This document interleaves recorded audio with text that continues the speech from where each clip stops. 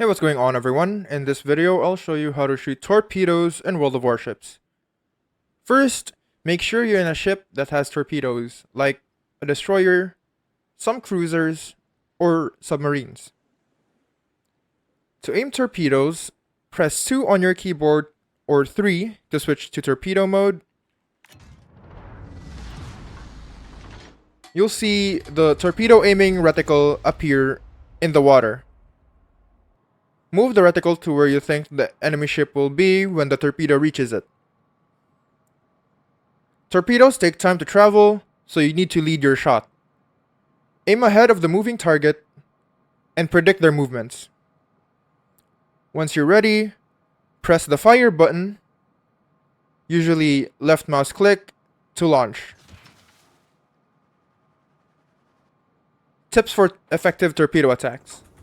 Angle your approach to avoid detection before firing. Use islands as cover to surprise enemies. Don't fire all torpedoes at once. Spread them to increase hit chances. Watch out for enemy destroyers and hydro that can reveal and counter your torpedoes. After firing, reposition quickly to avoid return fire or spotting.